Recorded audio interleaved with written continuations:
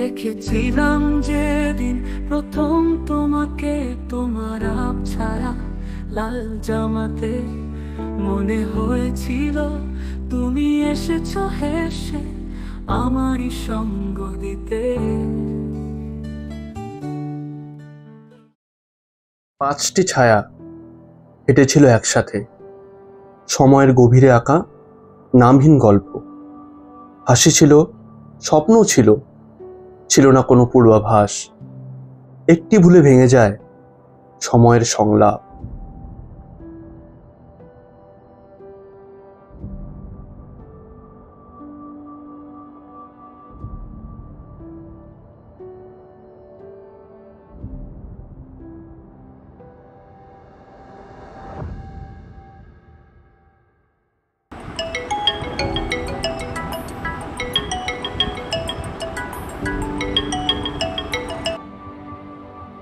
Hello. Hello. হ্যাঁ বল। তোর স্ক্রিপ্টটা তো রেডি, কালকে এসে নিয়ে যাস। আচ্ছা ঠিক আছে, আমি সময় করে একবার তোদের ওখানে ঢুকে যাব। ঠিক আছে। রিত, হ্যাঁ বল। কিছু খেয়ে নে। আর এসবের আবার কি দরকার ছিল? তো একটু কিছু তো মুখে দিতেই হয়। যাই হোক। ও, অভিরূপ বাবু তোর জন্য স্ক্রিপ্টটা রেডি করে দিয়েছে। আচ্ছা তাহলে তো খুব ভালো খবর, আমাকে আমি নিয়ে আসছি, দাঁড়া। এই যে দেখ, পড়ে দেখ। ঠিক করতে হলে ওনাকে বলে দেবো আমি।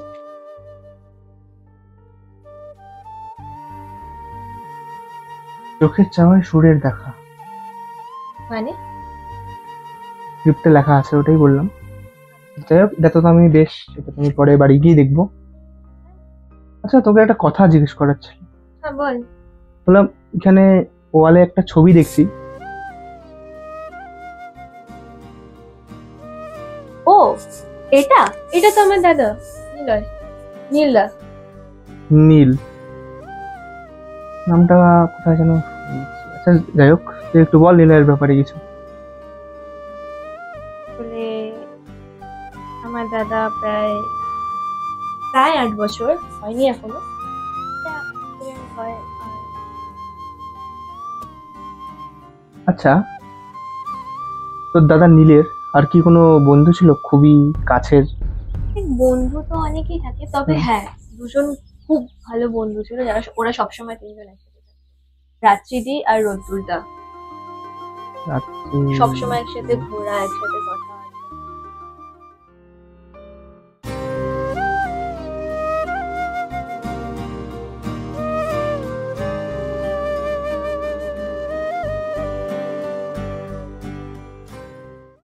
আচ্ছা নীর, হ্যাঁ তোকে একটা ফটো দেখাই, দেখ তো চিনতে পারছিস কি?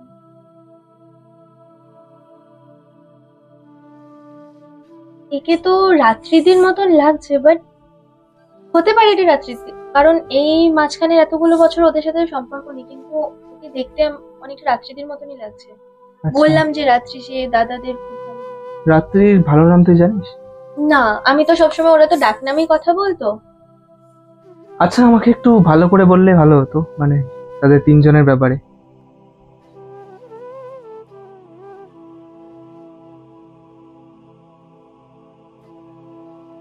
আর এভাবেই সেদিন নিন্দা মারা যায়।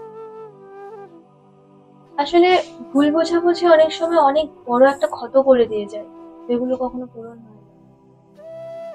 সে তো যদিও অবশ্যই। এরপর রাত্রিদি বা রোদ্দুরদার সাথে সেভাবে যোগাযোগ নেই, রাত্রিদির সাথে তো একদম।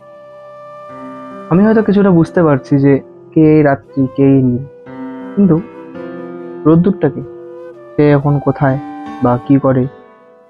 রোদ্দুর, বুঝতে পারলি আমাদের? আমি নীল। আমি রাত্রি।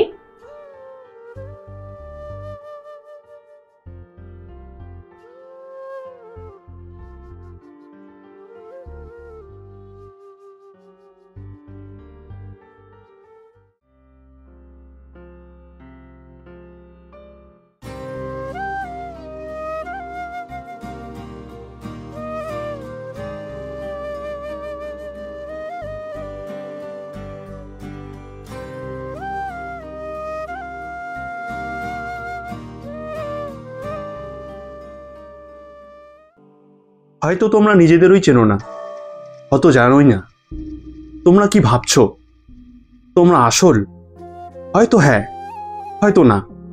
হতেই পারে তোমরা যে গল্প বলছো তোমরা সেটারই অংশ। কে বলতে পারে তোমরাই গল্পটা, বা গল্পটাতেই তোমরা।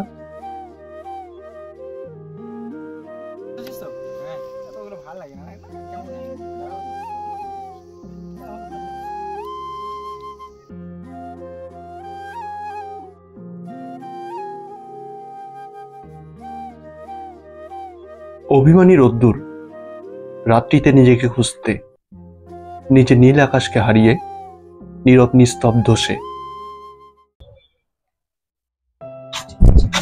রাত্রি, কি রে নীল, খবর কি তোর? এই তো চলছে, কি চলছে? জীবন যেমন চলে আর কি। তো তোরা একটু দাঁড়াই এখানে, কই যাবি? আসিনি একটু দরকার আছে। আচ্ছা ঠিক আছে, তাড়াতাড়ি আসিস। এখনই আসি। কি রে নীল, রোদ্রুর তো বার্থডে দুদিন পর চলেই আসছে, হুম। কি খবর ওর বার্থডে, কি করবি? সে তো একটা ছোট মোটো প্ল্যান করতেই হবে। তো ক্যান্টিনে ওদিকে গিয়ে গল্প করবি ওখানে, গল্প করে প্ল্যানটা করে নিই নাহলে। চল। কি রে নীল, তোর এক্সাম কেমন হলো? এই মোটামুটি হলো, তোর খবর? এই চলছে, সবকিছু মিলিয়ে গান চলছে সবকিছু। তো রোদ্রুকে তো জন্মদিনে আমাদের সারপ্রাইজ দেওয়াই উচিত, বল, দুদিন পর ওর জন্মদিন। তা তো ঠিক।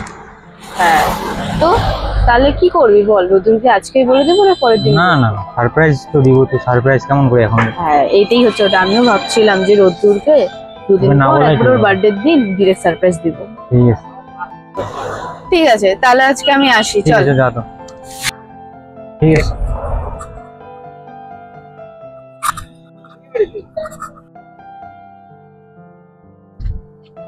কি রে রোদ্দুর, তুই এখানে? নিচে তোর জন্য সবাই অপেক্ষা করছে, চ।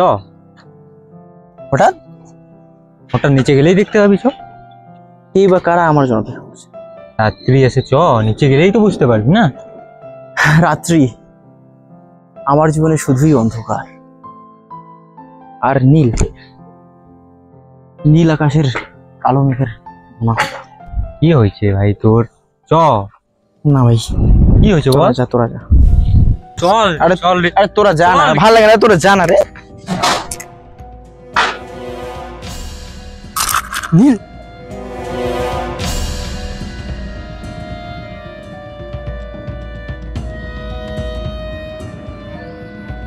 অন্ধকার এক সন্ধ্যায় কাপা হাতে ধরা ছায়া, বন্ধুর চোখে জ্বলে উঠল শেষ বিশ্বাসের আলোটা। ভুলের ধারালো দাগে রক্ত মেখে যায় আকাশ, আমি আজও শুনি সে নীরব চিৎকার।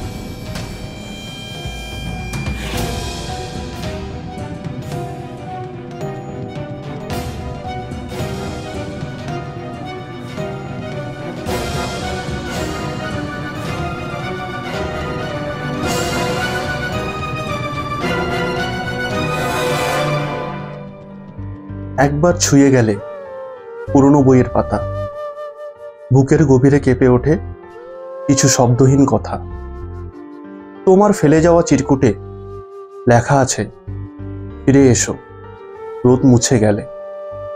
আজও সেই অক্ষরগুলো স্মৃতি সংকেত দেয় বেদনার মৃদু মায়ায় ভেসে।